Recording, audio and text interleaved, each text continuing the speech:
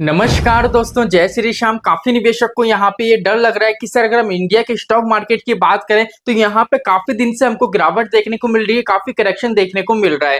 लेकिन अभी के टाइम में अगर हम बात देखें, अगर अक्टूबर की बात करें तो ये 5 से 7 दिन जो निकले हैं उसमें अगर हम बात करें निफ्टी की या सेंसेक्स की तो 5 से 7% तक की गिरावट अभी तक हमको देखने को मिली है। लेकिन यहाँ पे काफी ऐसे एक्सपर्ट है जिनका ये कहना है कि जो इंडिया का मार्केट उसमें 20% तक का करेक्शन आ सकता है। तो देखो आज की वीडियो में बिल्कुल आपको कंप्लीट बता दूंगा। ठीक है, अगर आप म्यूचुअल फंड में निवेश करते हो या आपने मान लीजिए कोई सा भी स्टॉक है उसको बाय कर रखा है या पीटीएफ में निवेश करते हो तो आपको क्लियर पता पड़ने वाला है कि इंडिया मार्केट की करंट टाइम में क्या कंडीशन है और आने वाले दिनों में आपको कितना यहाँ पे गिरावट देखने को मिल सकती है। बिकॉज आज की वीडियो में जितना भी एनालिसिस करा गया है वो जितने भी मार्केट एक्सपर्ट हैं, फंड मैनेजर हैं और जितने भी ट्रेडर्स हैं उन सभी के साथ में क्या हुआ है दोस्तों, एक पोल सिस्टम हुआ है, उसको लेके ही यहाँ पे जो नतीजे आए हैं वो मैं आपको बताऊंगा। इसलिए डरने की बिल्कुल भी जरूरत नहीं है, कंप्लीट वीडियो वॉच करना जिससे कंसेप्ट क्लियर हो जाएगा कि इंडिया के मार्केट में अभी के टाइम में नया पैसा निवेश करना चाहिए या हमारा जितना भी पैसा निवेश है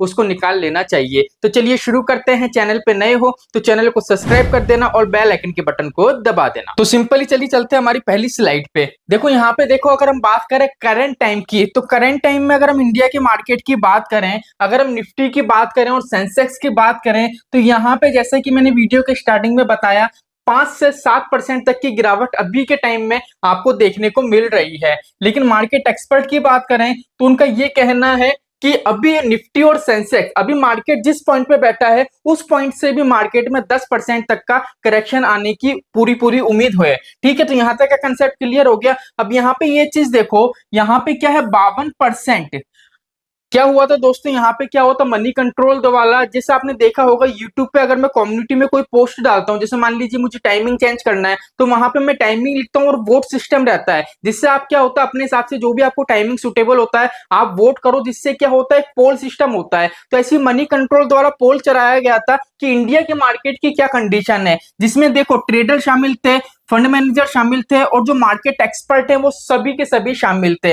अब उन सभी ने मिलकर दोस्तों उस पोल में जो नतीजे दिए हैं 52% का ये कहना है मिडिल ईस्ट में बढ़ते जियो पॉलिटिकल टेंशन, ठीक है, और सेकंड चीज चीन के राहत पैकेज। ये दो ऐसे रीजन है जिससे इंडिया के मार्केट में आपको काफी ज्यादा करेक्शन देखने को मिल रहा है। चलिए हम आगे चलते हैं जिससे कंसेप्ट हमारा क्लियर होगा। अब यहाँ पे ये चीज देखो, अगर हम बात करें 100% पोल सिस्टम की तो 100% में से जो काफी ऐसे 72 है ना, इसमें क्या है फंड मैनेजर भी शामिल है, मार्केट एक्सपर्ट भी शामिल है, ट्रेडर भी शामिल है। इनमें से क्या है 72% ने ये देखा है कि मौजूदा से अभी इंडिया का मार्केट की जो पोजीशन है वो मौजूदा लेवल से यहाँ पे 10% तक का करेक्शन देखने को मिल सकता है। लेकिन अगर 16% की बात करें तो 16% एक्सपर्ट ने ये बोला है कि 10% से 20% तक की यहाँ पे हमको गिरावट देखने को मिल सकती है। लेकिन अगर हम बात करें यहाँ पे 12% की तो 12% एक्सपर्ट का ये कहना है कि मार्केट 20% से भी ज्यादा यहाँ पे गिर सकता है। तो बात पहले तो ये निकल के आती है कि सर अभी के टाइम में हम क्या करें, मार्केट में क्रैश आएगा या नहीं।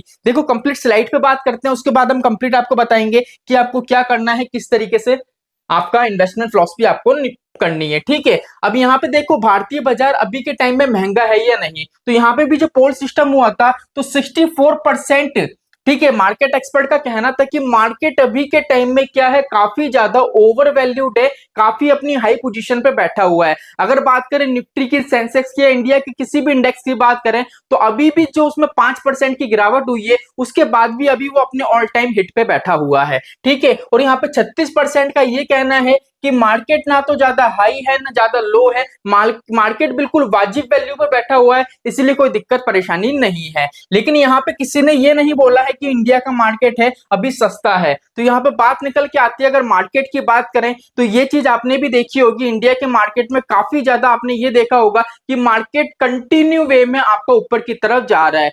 एक बात है दोस्तों, जब अपना इलेक्शन का रिजल्ट आया था उस टाइम में अगर निफ्टी की बात करें तो यहाँ पे वो था कि निफ्टी अब अपनी पोजीशन छोड़ेगा, वहां से कम 4000-5000 पॉइंट की गिरावट देखने को मिलेगी। लेकिन अगर हम इलेक्शन के बाद भी देखें तो निफ्टी उल्टा 5000 पॉइंट से ऊपर की तरफ चढ़ा है। इसीलिए अगर बात करें इंडिया में तो इंडिया का मार्केट है दोस्तों, वहां पे काफी वॉलेटिलिटी अभी आपको देखने को मिलेगी। बिकॉज जब जब मार्केट अपनी हाई पोजीशन पे होता है तो यहाँ पे काफी ज्यादा रिस्क आपको देखने को मिलता है। तो यहाँ पे देखो क्या है, रिस्क क्यों देखने को मिल रहा है। यहाँ पे इंडिया के मार्केट में रिस्क इसलिए देखने को मिल रहा है, पहली चीज तो हाई वैल्यूएशन, जैसा मैंने अभी आपको बताया। अब नॉर्मल सी बात है दोस्तों, मान लीजिए ये इंडिया का मार्केट है, ठीक है। यहाँ पे दो चीजें ड्रॉ कर रहा हूं, ये देखो।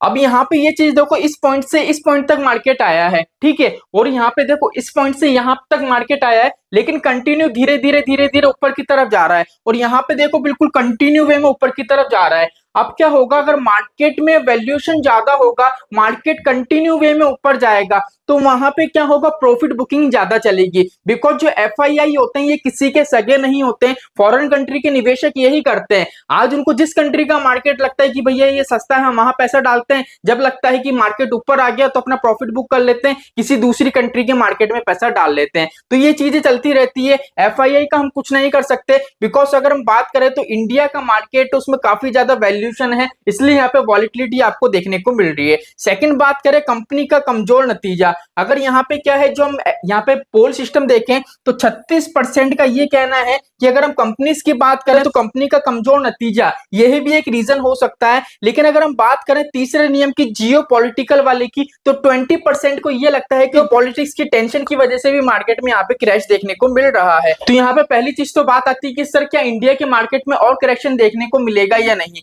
तो देखो पहली चीज तो मार्केट में करेक्शन देखने को मिलेगा, वो इसलिए मिलेगा बिकॉज अगर हम बात करें इंडिया की कंपनी की, अब यहाँ पे देखो, यहाँ पे साफ साफ लिखा हुआ 36%। अब परसेंटेज ज्यादा क्यों है, परसेंटेज ज्यादा इसलिए लिखी हुई है बिकॉज अगर कंपनीज की बात करें तो कुछ ही दिनों बाद उनका सेकंड तिमाही के नतीजे आने वाले हैं। और जैसे ही ये नतीजे आएंगे ना दोस्तों, तो वापस से आप देखोगे इंडिया का जो मार्केट है वहां पे करेक्शन आपको देखने को मिलेगा। अब बात आती है कि सर ये तो क्लियर हो गया कि मार्केट में करेक्शन देखने को मिलेगा, और ऐसा नहीं है एक दिन, 2 दिन, 3 दिन, 4 दिन, ये जो करेक्शन है आप मान के चलो 1 हफ्ते 2 हफ्ते तक देखने को मिलेगा, ठीक है। लेकिन यहाँ पर बात निकल के आती है कि सर पहली चीज तो म्यूचुअल फंड वाले क्या करें, स्टॉक वाले क्या करें, ईटीएफ वाले क्या करें। देखो पहली चीज तो ये है, अगर म्यूचुअल फंड के अंदर आपने अगर करंट टाइम में 2024 में निवेश चालू करा होगा, तो मे भी हो सकता है आपको रिटर्न तो कुछ भी नहीं मिला हो, और जबकि आपका जो प्रिंसिपल अमाउंट है वही नेगेटिव वे में जा रहा हो। लेकिन देखो अपना विजन क्लियर रखो, अगर आपका टारगेट है म्यूचुअल फंड वालों का कि मेरा टारगेट है मुझे 7 साल से प्लस के लिए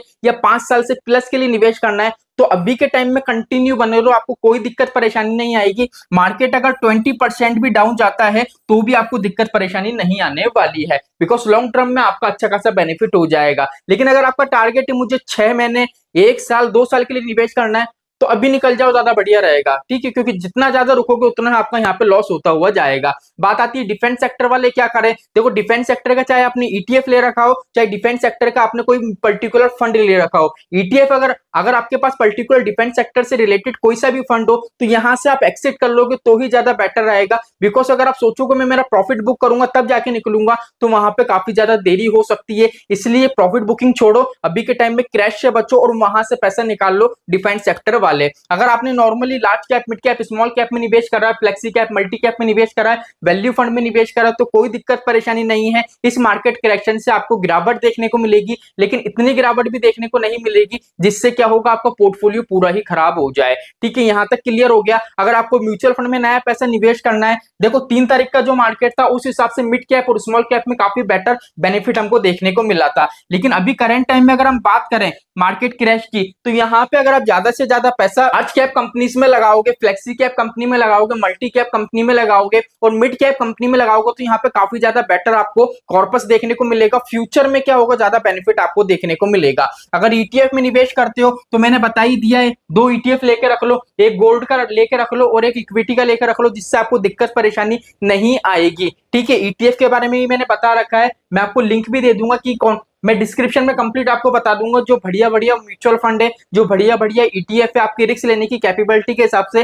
रिस्क लेने की कैपेबिलिटी लो हो तो लार्ज कैप में जाओ, थोड़ी कम, थोड़ी उससे ज्यादा हो तो फ्लेक्सी कैप, मल्टी कैप में जाना, और थोड़ी उससे ज्यादा हो तो आप मिड कैप में चले जाना। ईटीएफ भी मैं आपको बता दूंगा, कंप्लीट में लिस्ट दे दूंगा एक डिस्क्रिप्शन के अंदर, वो कंप्लीट देख लेना, जो आपको फंड अच्छा लगे निवेश कर सकते हो। अब बात आती है कि सर आज के दिन मार्केट डाउन होगा या नहीं। तो देखो पहली चीज तो ये मार्केट आज के दिन डाउन होगा या नहीं, ये नहीं कह सकते सकते, बिकॉज क्या है मार्केट में अभी जो करेक्शन चल रहा है वो कंटिन्यू वे में आपको देखने को मिल रहा है। अब यहाँ पे मैं आपको एक चीज बता दूं, अगर मान लीजिए आपको मोटा पैसा डालना है, 10 लाख डालने, 20 लाख डालने, ठीक है, 5 लाख पैसा निवेश करना है, तो आप ये मत सोचो कि मार्केट पूरा 20% डाउन जाएगा तो मैं निवेश करूंगा, बिकॉज मार्केट सडनली एकदम से 20% डाउन नहीं जाएगा, 20% का करेक्शन देखने को नहीं मिलेगा।